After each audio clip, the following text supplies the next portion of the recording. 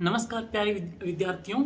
और जैसा कि सभी को विदित है कि सितंबर का महीना लग चुका है और सितंबर का महीना लौटते मानसून का महीना भी कहा जाता है। लेकिन लौटते मानसून के महीने के साथ साथ दोस्तों, ये जो 9वां महीना है, बहुत सारी लौटती शंकाओं का, बहुत सारी लौटती हुई चिंताओं का महीना में एक प्रकार की शुरुआत हो चुके हैं। जो अभ्यर्थियों की दृष्टि से देखा जाए, क्योंकि दिन में लगभग हर एक अभ्यर्थी है बार बार कॉल मैसेज करता है कि सर इसी महीने के अंतर्गत जैसे रीट का एग्जाम है, कोई आगे बात करते हैं एसआई का एग्जाम भी है, सुपरवाइजर का एग्जाम भी है, पीटीटी का एग्जाम वगैरह भी है। तो उनको लेके बच्चे बार बार कन्फ्यूजन करते रहते हैं कि सर इस 9वें महीने के अंतर्गत आपने किस प्रकार खुद को है मोटिव रखे हैं और किस प्रकार मन में आ रही शंकाओं का समाधान करें, कितना पढ़ा हमारे लिए सफिशिएंट है या नहीं, हम कैसे जानें। तो ये कुछ कन्फ्यूजन है जिसको मैं आपके साथ साझा करना चाहता हूँ। उम्मीद करते हैं खुद इसको आप देखने के बाद है तरोताज़ा और मोटिव फील करोगे।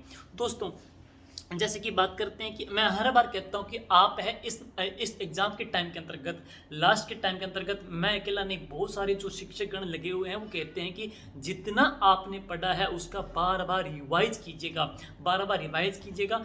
जैसे आपने कोई, अब बच्चे क्या है कि अब बच्चे एक बार फुटबॉल बने हुए हैं, कोई बच्चा कहते जैसे कोई अवनी के अंतर्गत है, कोई लक्ष्य के अंतर्गत है, कोई सिखवाल के अंतर्गत, प्रभात के अंतर्गत, ये पढ़ लूँ वो पढ़ लूँ। मैं तो ये कहता हूँ कि अगर आपने एक गाइड पढ़ी है तो पहले जो आप पढ़ते आ रहे हो उसी को लास्ट के अंतर्गत रिवाइज कर लीजिए। कई बच्चे कहते हैं सर वो तो पढ़ ली, ये भी पढ़ ली, लास्ट में ये भी पढ़ लूँ।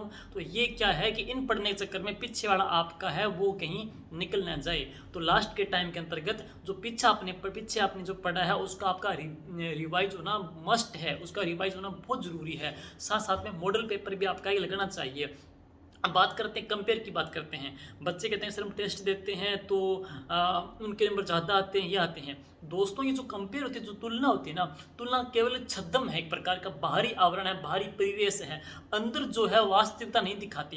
ये तुलना है, कंपेयर है ना, ये आपकी जो चिंताएं हैं उनको और जागृत करती है। आपकी जो कह सकते हैं आपका जो आत्मविश्वास, कॉन्फिडेंस है ना, उसको और लूज करती है। जबकि व्यक्ति कोई भी बाहरी जैसे नंबर लेके आता है, कोई ऑनलाइन माध्यम से किसी प्रकार से, तो आप उनसे तुलना करते हो कि मैं कम पढ़ रहा हूँ, मेरे नंबर कम आ रहे हैं, लोगों के इतने नंबर जा रहे हैं। तो ये सिर्फ बाहरी आवरण है। मेन जो उस दिन एग्जाम के अंतर्गत होगा वो देखा जाएगा, वो पल है, वो पेपर है, वो दिन है, आपके लिए क्या रहने वाला है, मेन जो कड़ी है वो डिसाइड करेगी है।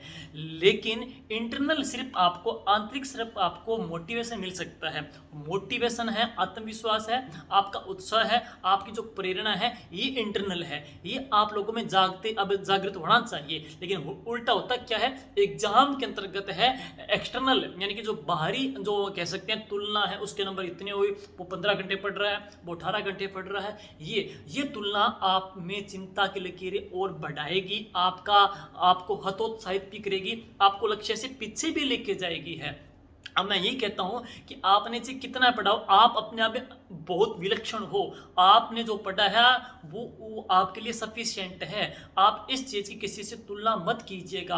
आप सिलेक्शन देने वाले होंगे, आपके नंबर शानदार आएंगे हैं। और एक बात और है, व्यक्ति की बात करें, तुलना होती रहेगी। पेपर दोलेंगे तो शंकाएं हैं, पेपर देने के बाद शंकाएं हैं, कट ऑफ को लेकर शंकाएं हैं, मतलब ये शंकाएं चलती रहेगी। लेकिन एग्जाम तक है सिर्फ और सिर्फ अपना जो इंटरनल है, आपका उत्साह है, इंटरनल जो मोटिवेशन, उसको बनाए रखिएगा, उसको मत डावाडोल होने मत दीजिएगा। क्योंकि ये चीज़ें आपकी खुशियाँ छीन लेगी, ये चीज़ें आपका उत्साह छीन लेगी, ये चीज़ें आपका कॉन्फिडेंस छीन लेगी। तो कॉन्फिडेंस को लवरेज रखने के लिए आपका इंटरनल, आपका मोटिवेशन होना मस्ट है। मैं बार बार कहता हूं कि जितना आपने पढ़ा है वो एनअप है। अब मत भागिए इधर उधर है। बहुत सारे बच्चे मुझे कॉल करते हैं कि सर मैंने 6ठी से 12वीं किताब निकाल दी है, मैंने सिखवाल पढ़ दिया, मैंने अवनी पढ़ दिया, मैं लक्ष्य पढ़ दूँ क्या, मैं वो पढ़ दूँ क्या। आप फुटबॉल बने रहोगे, ऐसे ही घूमते रहोगे है। मैं बार बार कहता हूँ, आपने जो पीछे पढ़ा है ना भाई, एक अच्छे तरीके से हाईलाइट किया है, जो बातें आपने पढ़ी है वो अच्छे से रिवाइज कर लीजिएगा। और क्या है, रोजाना मॉर्निंग को या नून को या नाइट को, जब भी आपको टाइम मिले, आप एक सेट सेट लगा दीजिएगा, मॉडल पेपर लगा दीजिए। मॉडल पेपर किस तरीके से करो, मॉडल पेपर करो आप तो मॉडल पेपर करते टाइम आपको क्या करना है कि जैसे कोई क्वेश्चन पढ़ा है, उसके चारों जो ऑप्शन है, चारों ऑप्शन के ऊपर आप एनालिसिस कीजिए कि कौन सा इसका आंसर क्या आएगा, इसका क्या रहा है, इसका क्या रहा है। चारों बातों के आप तर्क वितर्क करोगे तो आप में क्या है, सोचने की क्षमता बहुत अच्छी बढ़ेगी, आप वाइड होते जाओगे। है तो वाइड आपको होना है, ऐसे नहीं कि प्रश्न देखकर फटक उत्तर लगाओ, प्रश्न देखकर उत्तर नहीं आया तो फटाक आपने पेज पलटा कि इसका बी आएगा तो सी आएगा, हाँ इसका ये आएगा।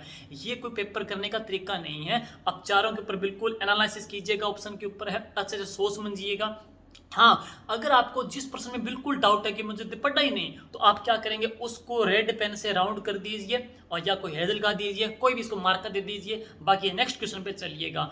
और जो क्वेश्चन आपको उसने पजल किया है ना, तो आप क्या करो, आफ्टर पेपर के बाद है उस टॉपिक को निचोड़ दीजिए, उस टॉपिक की सारी बातें बारीकियां उसका अध्ययन कर लीजिए। तो इससे आपकी जो वीक पॉइंट है, वीक आपका फील्ड है, वो आपका अच्छा हो जाएगा भाई। तो ये बहुत ज़रूरी है। तो अब इसकी बजाय आपने जैसे आपका मान के चलो आपका मुगल काल है या आपका भक्ति काल स्ट्रोंग है, तो आप उसी को बार बार पढ़ रहे हो। तो इसकी बजाय बात करते हैं कि आपका जो वीक पॉइंट आप पढ़ रहे हैं, कोई पढ़ रहा है जैसे किसी का बैंकिंग है, किसी का कोई टॉपिक और है, तो उसको पढ़ लो, क्या पता है। और एग्जाम के अंतर्गत मैं कहता हूँ पेपर बिल्कुल स्तरीय रहेगा। और ऐसी बात नहीं है, जो मेरिट का निर्धारण करने वाली है ना, SST सभी के कॉमन प्रश्न आएंगे। मैं पहले कह देता हूँ, पीछे के पेपर का आप इतिहास देख सकते हो, 2015 वाला का है, पीछे की रीट है, आरटेट वगैरह भी हो। लेकिन टीचिंग मेथड है, साइकोलॉजी है और पेडागोजी वगैरह है, चाइल्ड डेवलपमेंट वगैरह, इन पे आधारित जो क्वेश्चन है ना, वो क्वेश्चन अगर आप वहाँ पे लीड देते हो तो आप अपने आप में सेफ जोन के अंतर्गत जाओगे। और वो ऐसा नहीं कि पेट आपकी इस किताब से आ जाएंगे, मतलब psychology, teaching method, child development है, पेडागोजी वगैरह, ये सब्जेक्ट ऐसा है जितना वेराइज पढ़ोगे, भांत भांत के आप पढ़ोगे, तब अपने आप में प्रश्न करने की टेक्निक अपने आप में डेवलप होती जाएगी। आप सीटेट के क्वेश्चन देखिएगा, आप एचटेट के क्वेश्चन देखिएगा, उनका तो लेवल ही अलग होता है। सीटेट के क्वेश्चन का तो लेवल ही अलग होता है, वहाँ फैक्चुअल क्वेश्चन आती नहीं है, वहाँ पे तर्क वितर्क के क्वेश्चन आते हैं। तर्क वितर्क करना कब सीखेंगे, जब आप वैरायटी पढ़ेंगे। है खाली आपने एक चीज़ देख ली तो आप वहाँ पे क्या उसमें अंतर संबंध नहीं कर पाओगे। तो अंतर संबंध करना भी बहुत ज़रूरी है। और अंतर संबंध है, वैरायटी आप पढ़ोगे तब भी आप में स्किल डेवलपमेंट हो गई है। और आपने जो भी, मैं ये कहना चाहूँगा, आपने जो भी पढ़ा है वो आपके लिए एनफ है, उसको रिवाइज कर लीजिएगा, मॉडल पेपर लगा लीजिएगा। मॉडल पेपर के साथ साथ में आपको क्या करना है, जो वीक पॉइंट आपका पढ़ रहा है उसको अच्छे से देख लीजिएगा। और तुलना मत कीजिएगा कि फलाना 125 लेके आ रहा है, फलाना 130 लेकर के आ रहा है। तुलना सिर्फ बाहरी होती है, मैं पहले कहता हूँ। और इंटरनल क्या होगा, मोटिवेशन होगा, आत्म प्रेरणा होगी, आपकी जिज्ञासा भी हो सकती है, आपका जोश भी है, उत्साह भी है। ये चीज़ें आपके इंटरनल जागृत होनी चाहिए, तभी आप एग्जाम को है किल कर पाओगे। है तो यही आपसे कुछ दो बातें शेयर करनी थी।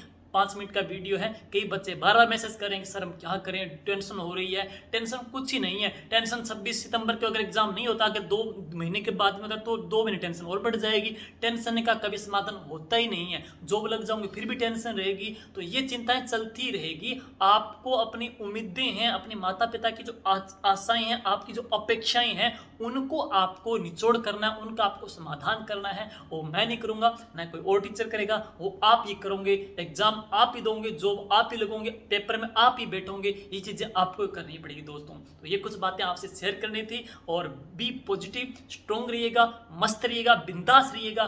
पेपर को आप किल करोगे 100%, मेरा प्रॉमिस है। बिल्कुल स्माइल रहने चाहिए। पेपर देने से पहले आपके चेहरे पे ग्लो, ये स्माइल होनी चाहिए। पेपर देने के बाद में स्माइल होनी चाहिए। है आधा पेपर तो आपकी स्माइल ही हर लेती है। तो बिल्कुल आत्म प्रेरणा है, चेहरे पे मुस्कान रखिएगा, टेंशन फ्री रहिए, तनाव मुक्त रहिएगा, बिंदास रहिएगा। यही आपसे कहना चाहता हूँ। Thank you. जय हिंद, जय भारत।